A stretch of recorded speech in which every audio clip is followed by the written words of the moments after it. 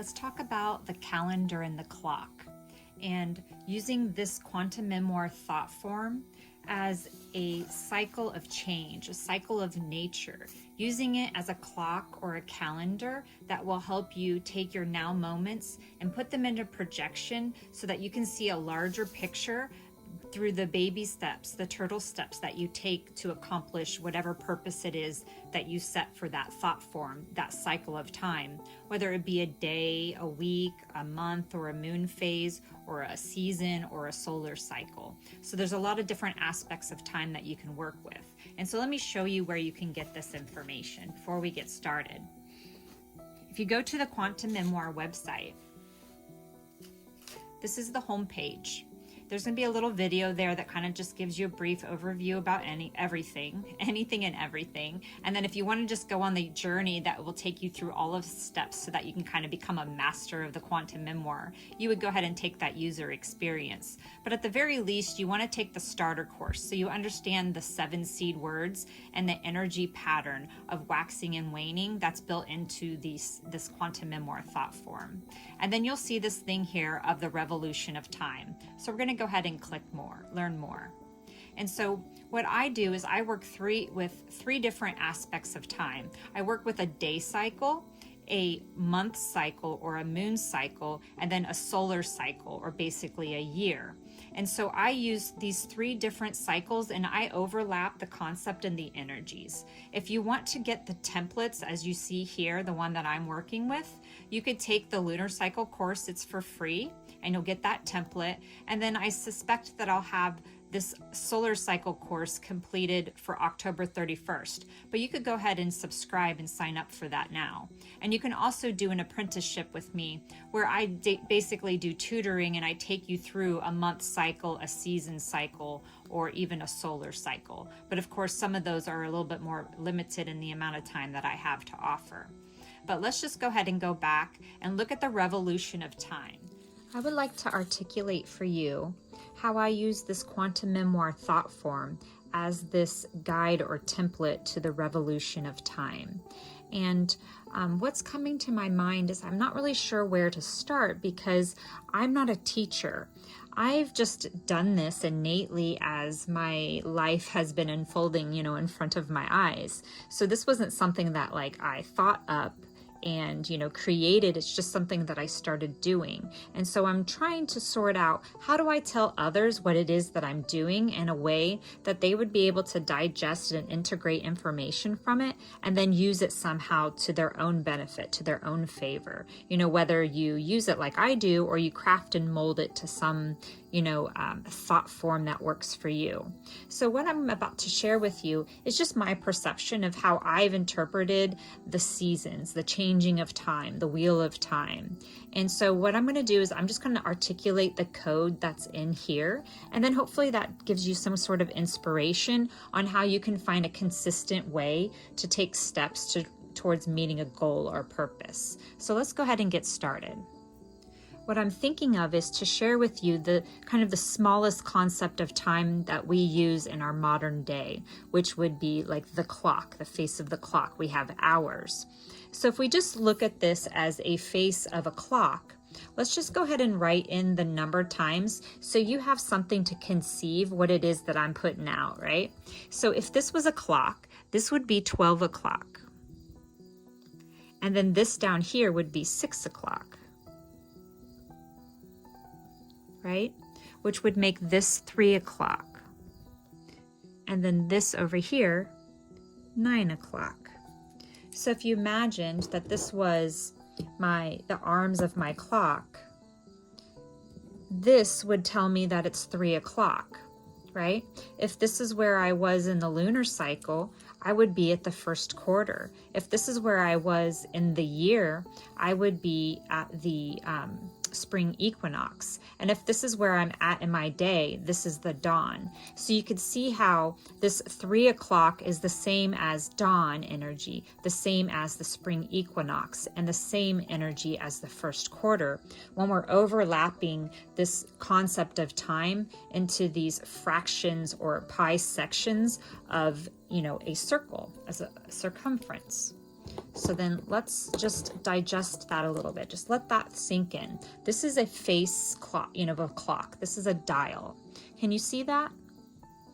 So then if we further expand on the idea that this is a clock, and this represents a daytime, right? This is a cycle of 24 hours. The clock only represents 12 hours, and then it's actually duplicated twice, like a duality, a wax and a wane to it. So then you have 24 hours that meets the day. So in essence, two of these clocks would make a 24-hour period or a full day. So then if we look at, step away from time as in hours, and we just look at the day, let's look at this, how it would work out. This would be midnight. So let's go ahead and write midnight down here.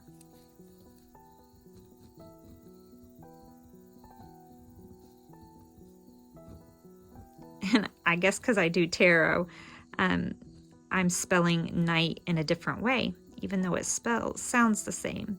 So we have that silent K, kind of like in Know Yourself. You'll notice that.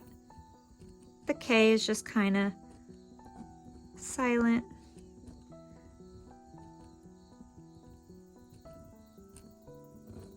Like your subconscious.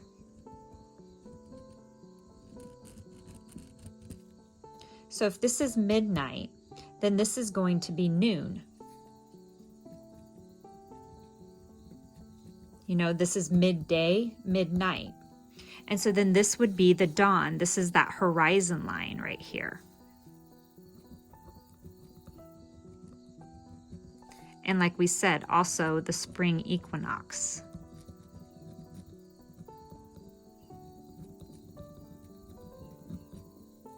All right here in this horizon line. And so then if we come across the horizon line, we have the opposite of the spring equinox and dawn. We have dusk, or whatever other term you might want to use. And then we have the fall equinox or autumn equinox, depending on the language that you like to use. So now you start to see that you have the ability to use this thought form as a time cycle that would mark your time, your hours. And then you would have it as a cycle that could mark your day, like nighttime and daytime. And then you could also use it as a cycle to mark your moon cycle, right? Your new moon and your full moon. And then you could also use it as an ability to track your solar cycle, which would be winter and summer. So let's go ahead and add those in here.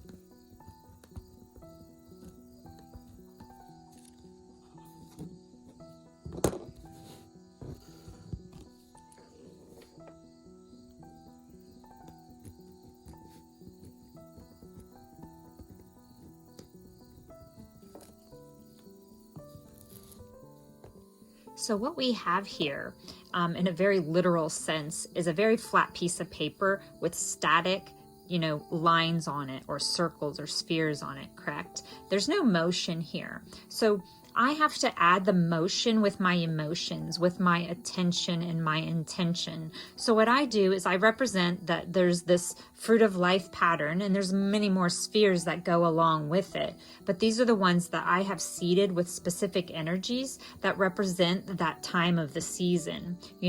As we had already said, no matter if it's a day, moon, or year.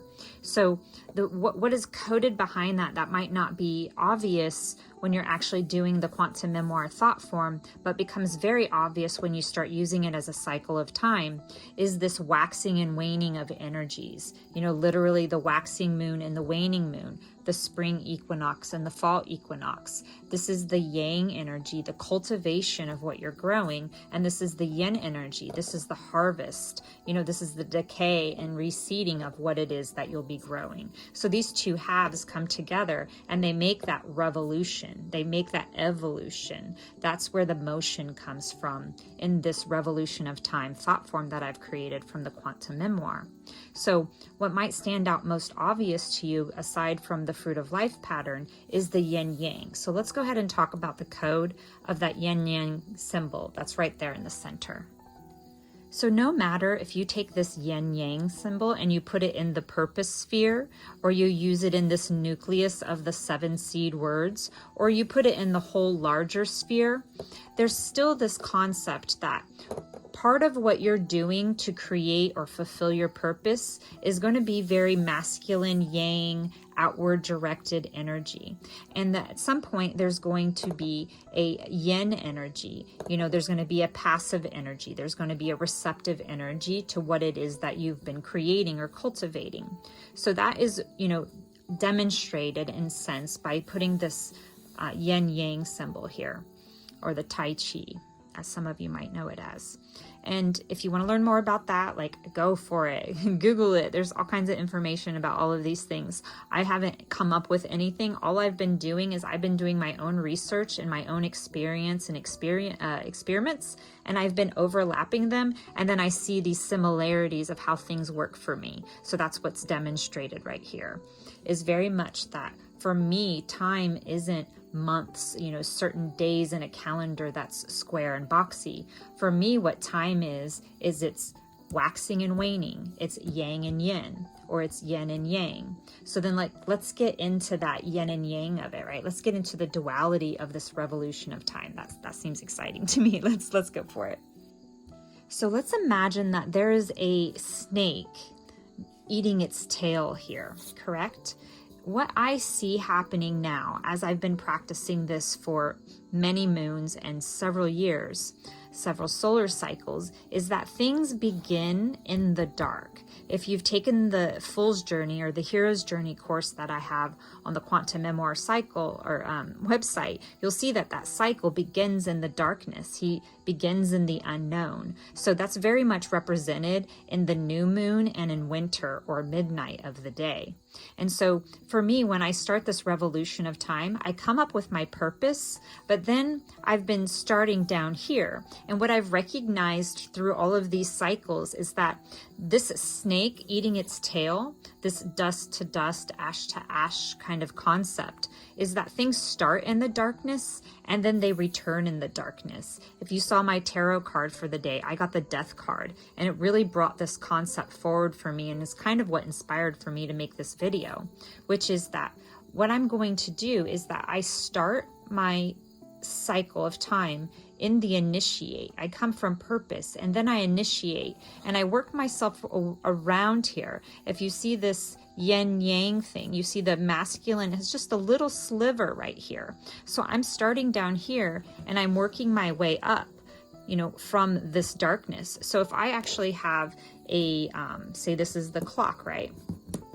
Turn off my pen so it doesn't draw anything. So say this is the clock arm. I'm in this energy right here. So when I start in midnight and winter, I'm starting down here on this outer perimeter. And then if you see that yin yang, it starts to build up. So then what I'm doing is I'm coming around, and then as my clock spins, as my revolution of time happens, then I start setting my intention and my activation of what's going on. You know, then I hit that first quarter, the spring equinox, and you start to see that this yang energy is building up. But where I started was all in the dark right here. You see, the seed is all in the darkness, but the action happens from this little sliver of yang energy building up. So then as I keep coming around, I come to this peak. When I come to fruition, you know, my thing has flowered or fruited, and now, you know, I'm at the peak of that. And then you start to see that I'm in this masculine yang energy. It's all clear right here, right? But there's always a little bit of the opposite. And so then when I hit this point, now you start to see that yin energy starts to build. So as my clock dial spins around, I'm out here on the outside perimeter. I can start to see that I have a lot of yang energy, but there's a little bit of yin, and it starts to build up to more and more yin energy, where I come to the waning, you know, gibbous moon, or I come to the fall equinox or the third quarter moon. And then you start to see that whatever I have cultivated, I'm starting to harvest and collect. And this is where I've gathered my seeds from whatever I've grown, and then I'm going to reseed the next cycle for this yin, or this yang energy to start building again. So I wish I had a smaller little clock arm here, but you kind of get that idea where you just imagine that there's a little clock arm that spins around here. And wherever you're at, that's the code of energy that you're in. So there's several different ways that you can use this cycle for a day cycle, and I'll leave that to another video. What I want to point out here, since we're actually looking at the template for the lunar cycle, is how this chart, this thought form, works for a moon cycle, which is you would set your purpose at the new moon time in the dark, in the winter energy. And then you would come and you would initiate that. And then each one of these little pies is like another day. So you have approximately 7 days in one phase of the moon and 7 days in the next 7. So this is approximately 28 days, but not every moon cycle works out to be exactly that. So what I do is I just kind of use these little tickers as within this 3-day section, I want to fill out those spheres. So then you could say that these spheres I want to fill out in these days. So what you would do to get this initiated, to start your new moon, you would come in here and you would write the date of your new moon. And then you would write the date of the first quarter, the date of the full moon, and the date of the third quarter. And then you would go into the empty spheres in between and fill in your days to where you're always lining up at one of these pivotal points, either the new and full moon or one of the quarter moons, right? So then you have your calendar laid out. You know exactly your calendar, right? The actual dates of how you're going to be moving through this goal or this progress of time. And so then when you set your purpose, then you come down here to initiate, you know what day you're going to be doing that on. And so then as these days come through, you're going to see that when you get here, you want to do your intention and you want to do your activation by this date. Okay. And so you can see that that's represented in the waxing crescent moon. So you could Google things about the waxing crescent moon and understand it and see how it relates to your intention and activation. And then you'll just follow the dates through. And then when you get to this date, you can see that it's aligned with these two spheres. So you're going to want to fill in your observation once you get to this energy, once you get to this time. You're going to want to start gathering information and then evaluating it. And that would be the waxing gibbous lunar cycle, right? And so then you can start to see, you move your little dates around. And then when you get to the date of the full moon, that's when you do your connection, when you appreciate others and you elevate this perspective that you've cultivated that's intended to help you fulfill your purpose. And then you follow these dates around. And then when you get to the dates that you've put in here, you'll fill out your express sphere and your accelerate sphere, right? If you look at the waning gibbous lunar energy, you'll have understandings and concepts of what's happening in this season of the moon or the season of the year, which happens to be what we've just completed, as we're now here at the third quarter of the year, or in this template, the third quarter moon. Okay, so you'll have a date written here. You'll know when you reach this energy. You'll be able to represent that and understand what is the fall equinox. Well, that fall equinox, in a sense, happens every lunar cycle at the third quarter. This is the same energy. It's a micro and macro type of energy that's cyclical in nature, that just keeps playing out in multiple cycles that overlap one another. So then if we're looking at this as the lunar cycle, we're going to keep continuing. And once you get down here to these dates, you're right here at the waning crescent phase. So when you're taking the course, I'm going to give you a little bit of context of what this waxing crescent phase is. Or if you're doing this on your own, you could go and Google it and understand what is the energy happening in this phase of the moon or this time of the year. And in the quantum memoir thought form, that's the time to refine, to enhance lessons, and to integrate as you're starting to close out whatever cycle of time you've been in this case, a lunar cycle. And then you're going to come and you're going to finish this journey, this like fool's journey or this hero's journey. And you're going to come back to your ground sphere. And then you're going to complete that. And then this is that snake eating its tail that I was talking about, that you are starting here and you're kind of doing a spiral and coming in here. So that in a way you've created an introduction and a closure to whatever this thought form is, this projection that, you know, it's your experience of time of what was actually happening. But now you're able to sit with it and look at it and get a real big picture of what you've accomplished and what's left perhaps to go into a next cycle. And then that's when the real value comes in. So it's really like you're doing homework all month and you're kind of just notating and really evaluating and integrating as you're going along what's happening in these energies. But then it's at the end of the cycle when you've grounded again that you can really look back at the perspective and relate it to, you know, the past moon cycle or the future moon cycle that's coming up, and then really know what is left to be done, or like I said, give appreciation to what has been done.